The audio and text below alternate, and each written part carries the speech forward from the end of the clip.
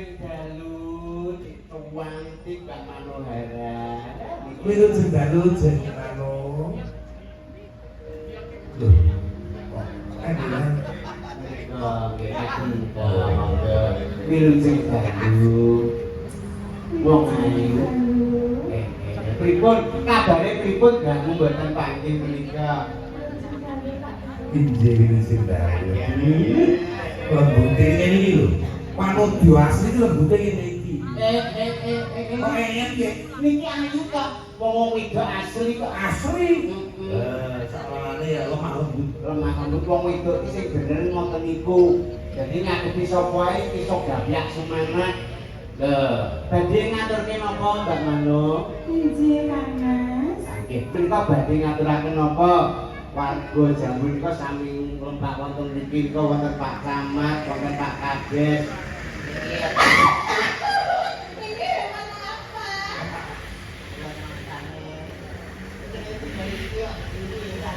Yo karo aku yo malu sapi lho.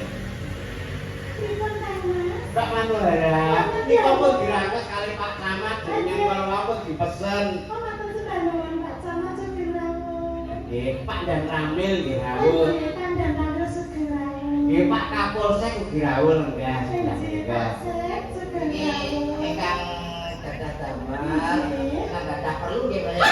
Injih hebat Padha wong mulane de wong wedok iku bisa nyaru. Ora ngomong piye karo kancane kok ora ngomong lho. Pripun? Kae sapa? Kae ngono dulur kulanan. Komit. Oh. Masa lali kok. Oh. Sing biyen tau ngeteni sampean kae lho, masa lali. Dirung dadi. Ngeten anak kirek kok. Lho, sampean biyen jarene wis tau ning dokter kandungan kok. Tau cerita aku nek jare wis meteng nek 7 wulan ngono kae. Tenan Mas. Aku meteng Mas. Aku ya bersyukur to Mas, mosok kaya ngene iso meteng. Aku langsung budal USG Mas. Apa iki? USG, Mas ki apa to, Pak? USG ndeloke ngene iki lho. USG iki kandungan lho Mas. Ya jerone bayi. Lho alhamdulillah terus ya dokter Mas. Jadi alhamdulillah Mbak Manohara tiba jenengan meteng tenan. Kan didelok ning layar ngono lho Mas. Layar Kanggo alat bisa ngene ngono kae to. Tiba ya lanang kok wedok. Ya, Mbak, ya. Jarine anakku lanang Mas. Lanang. Lanang. Lah kok ngerti kan nek lanang? Tapi yo ngono jarine cacat Mas. Ya sabar. Kuwi kok cacat ku modele piye to? Cacat apa bakot nek tak delok cacat. Aja ngono to Mas nek kaya iya lho. Nyale kok iso. Lah kok nek delok rambutmu amis kok. Jane makmu jair kok. Gini. Ceritane kuwi kok cacat iki piye to kuwi? Cacat tak delok ning layar ke lho Mas. Jadi iki lho Mbak anak jenengan cacat tapi yo langsung nangis kok Mas. Ya nangis to jenenge anakku. Anak kok yo sing dijalukan sempurna. Sempurna. Malah kok cacat kok dikarcisno ya malah diwekno. Mbok kira anak kethek kok tidak seneng. Iki tau mengandung tenan kok. Ya aja ngono to Mas, ngono lak yo ngelongso to atiku lak yo ngelongso sebagai wong tuwa atiku lak yo ngelongso. Kuwi ora hati-hati niku teng mriki. Lho ning kene. Saking larane anjlok Mas. Ya ora anjlok antare modele kaya ati tapi sing ning kene lho. Iki rempel. Kuwi nek gedhe lha nek cilik ora ya ora. Iki wis tak delok to Mas, nek layar monitor bapak anakku tiba ndas tok Mas.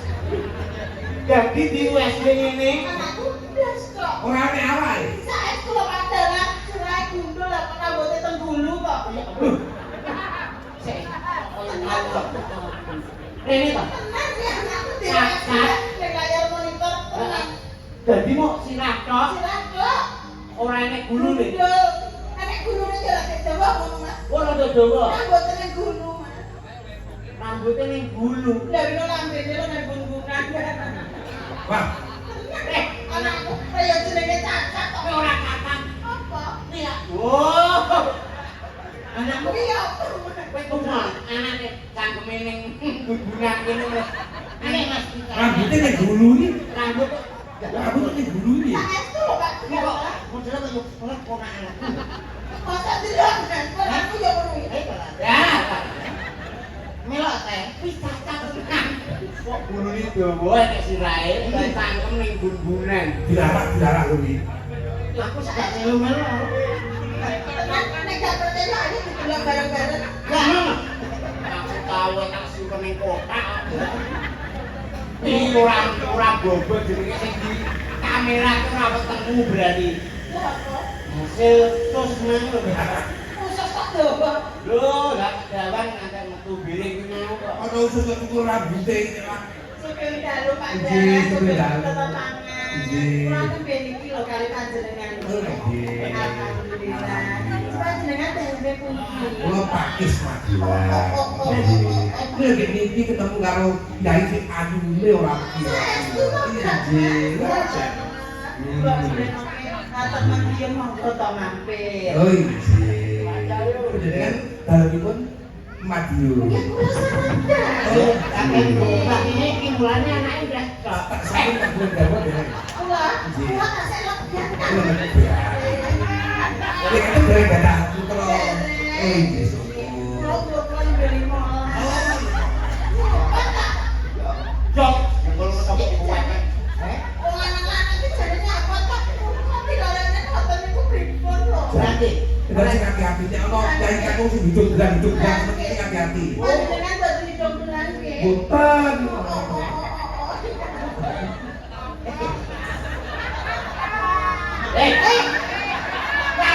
ora itu blang apa? Lah tunjuk kelakene sedina ping 17 ora ngarah meteng to nek. Ya ora meteng ya, tapi nek gak karo mendem ya kolu. Ah, iku ora sia-sia karo wong dewa lho. Itu apa? Jane wedoke. Wong wedok iki wedok asli kaya mulan aku meneng bingung ini bukan. Nek acaranipun menapa? Acaranipun paling ngatur kita. Oh, Kalimantan kita kan kita kita sih. Mas Fatih Maulana. Mas Fatan Maulana. Panggilannya mau. Mas mau. Oh, sampun bobo. Nggih. Oh, ini kelingan jaman kebiyen jadi sunat, Mas. Itu wedok lanang kok sunat. Oh, iya lali. Kebajaran wis ngaku-ngaku nek jaman-jaman ngaku disunat. Oh, Ya ora. Apa? Pakai sunat wedok. Saya sunat Bapak. Oh, dia ngerti soalnya. Saya ini kalau bapaknya atus kok ini paham. Aduh, butuh tak? Ngomong sombong ini. Mbak Dewi Water Pamundutan. Ije kalau mau wonten ing ngersakaken menika wonten bodang guling iki. Bodang guling. Jadi pun Bapak Okawi Bowo. Jadi napa melih? Wonten malih Pikir. baju lucak. Kalau napa melih kesane dibawa sunyi. Oh nggih. Kesane boten gelo ingkang nyapen. Nggih, wonten sakit iki kan pesenan Oh, lho. nggih. Kembang rawe. Oh, Ya, iku gimana jeneng gerajakan Banyuwangi ya wonten. Monggo iki pun casaken badhe menapa. Kalau tadi bawa ujian awal. Oh, jimat nggih, prayogi. Kaya apa tak rumah niku nek kira anu tak nguji den paten kae kok. Oh, Kalau angsal tadi bapak. dipaten ini pripun, Pak? Sinden paten artinya sinden baku. Oh, Sinden petang. Ora kok sih den Napa paten. kan jenengan rapi mawon? Pri, iki kira pri. Boten apa lagi kegiatan. Kegiatan maksudnya? Buatan apa-apa niki nggih purun. Walah, rabutan kok niki. Oke. Lah nek boten nginden liburan ngoten niku nggih golek walang, kula beketok biasa. Jenengan asalnya ibu boten sandalan. Ya. Mau kerjanya kerjane Napa? bikin yasin mlaku. Oh, pasti. Pasang artis mlaku. Alhamdulillah. Iki YouTube mlaku. Alhamdulillah. Penghasilan semuanya. Pokoknya jenengan mana iki? Nah, mungkin jenengan penak. Pun jenengan nek jenengan niku rabi Mbak. Siapa ki Mandara. Wayang dol gamelan dol. Maksudnya Lah piye maksudmu? Niku rabi kita Pak. Kok diragati terus konangan niku disodet. Sodet e Anu anu alam. nggih. Bawa ku jimat agak. Oke. lho di rumah. Itu. Siden Buto. Rungokne. Oh, tak dongan dadi janji lho kowe. Sopo? Kowe? Wes sih. Wes ta? Nek. Bukan.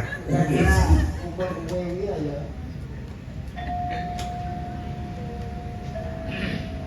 Rungokno.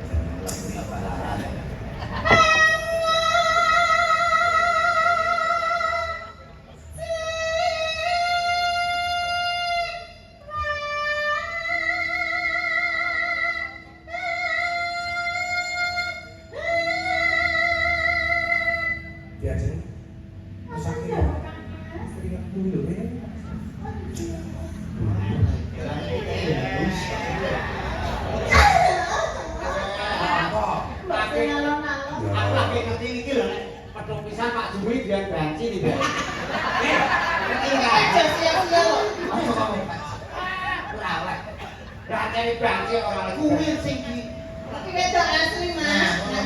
Itu asli opo? ngono Pak Joko perhatian ku metu oline dilapi. Oh, berarti kan Si dia kamu tuh ini diesel kok kayak. iki seragam renang yo. Rutin renang di mau apa ngarepne renang ning ngono. alas iki aku dadi golek Mas. Kan ora barengan ora apa meneh iwak mati kabeh. Masalah ro kuwi. Oh, nggih. Besok apa mama dhewe tapi jenengan pengen dadah putra pinten Ya paling kan kalau sana paling ora selawe. Soalnya jenengan piye to Mas? Yo kuat lo yo. Lupan ngobrol sahabat kabeh. Mbak kira aku wedok apa kan bisa mbak kabeh? Mbak kira aku wedok apa? Mbak kira aku wedok apa? Mbak kira wedok apa? Anu mati juga lho, masa tak tahu. Bisa aku mbak sambat wong mbak bisa mbak kira gawe omah ngono kok ya. Loh. Loh, kemana? Biasa. Kok mati lo karo?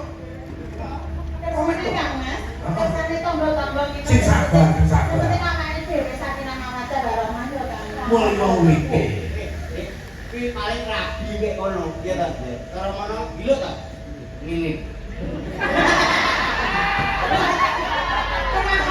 Alah, aku tahu tak tahu. Tahu pisan. Gak mau ngilu kene kok. Aku tahu pisan gak kuwi. Kecewa. Oh, Pak. Apa kalau karo ngomong ngene lho. Lah kaya ngomong ngene mah. Aku Tahu Sampeyan kan jowo Pak jamane jawe-jawe aku lho. Jadi apa kuwi asline gawe ngene ta? Kuwi asline pengen ngilingi iki asline go porang ngono kok. Asli apa? Lho, wedok tenan porang ngono lho. Enggak ndelok resonansi ini. Biasa. Ya kan Mas. Sesuai yang toyan dengan sini itu aku cuma ngadep kalau kali. Kamu ngadep kau? Oh, yang cocok ngadep nggak biar putri gile. Sebenarnya toyan yo. Dodong. Kita dia enak salame lho, Pak. Wah, tenang saya percaya.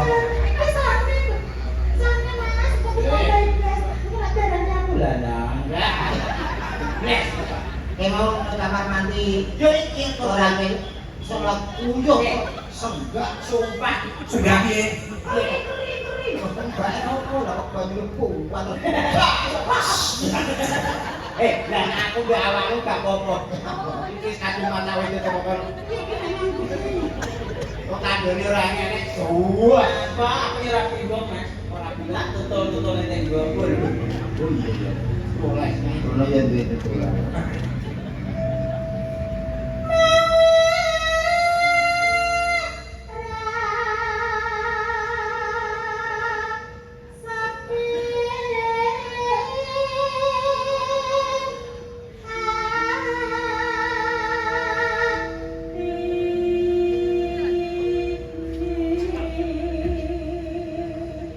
Apa ya?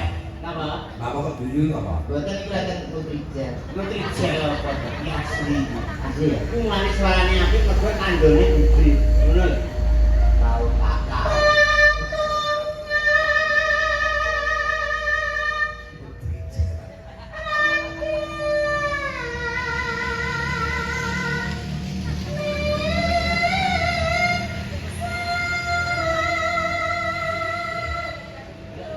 Jenengan persane nek boten percaya.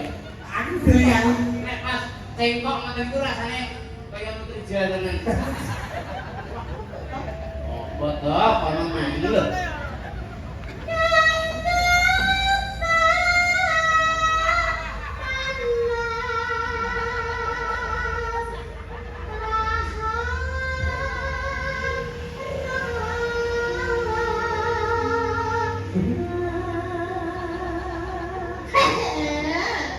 Tunjuk mriki setunggal enggak?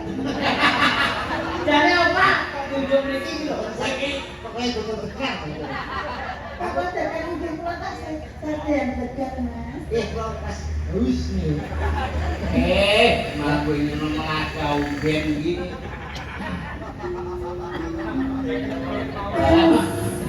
Coba cekal.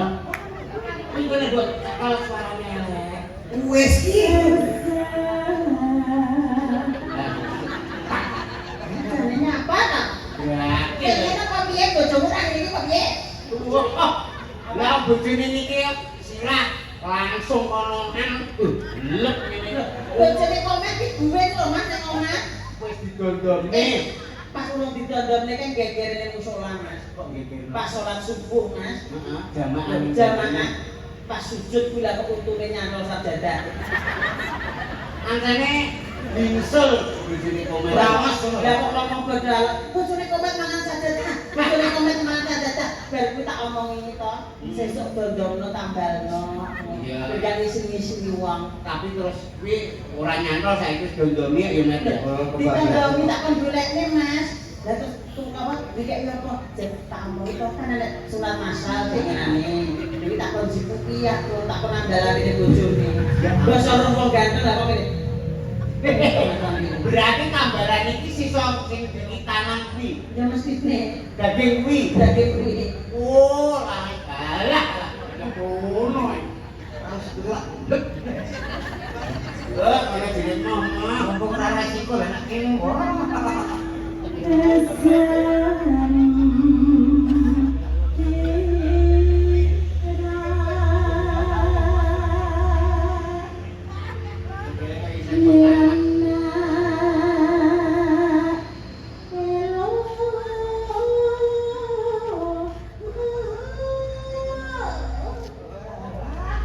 Iki jenenge cengkok kali cengkok. Apa? Cewek ning kali ngono. Desaku jenenge kuwi. Oh, enek to.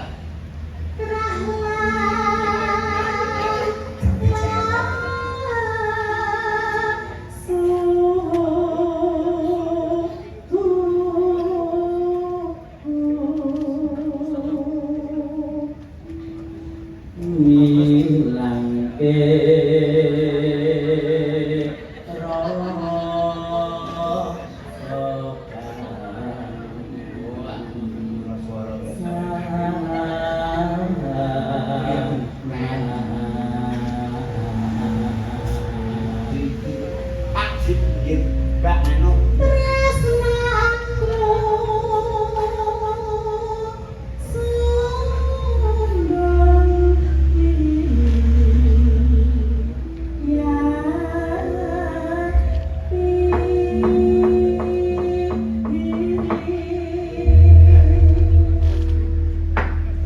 Diterusne ninggalkan apa Injih, monggo sembarang mujimat ya kena.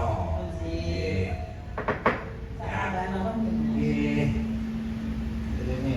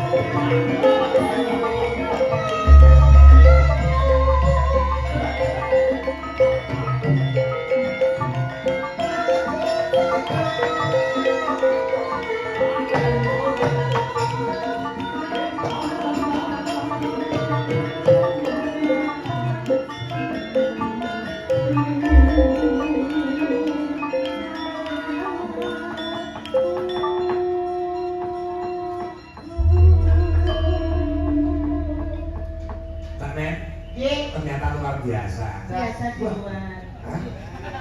Lah, ini sekolah Lain ini. ke biasa di Orang luar. itu. Orang Yopi. Orang itu menjadikan kiai kayak ngono sekolah itu. Masa itu kamu? Gerobak ini lho. Mau bikin jatuh saya itu di depan depan. Ayo mana contohnya? Ayo ra. Senengane karo ngono.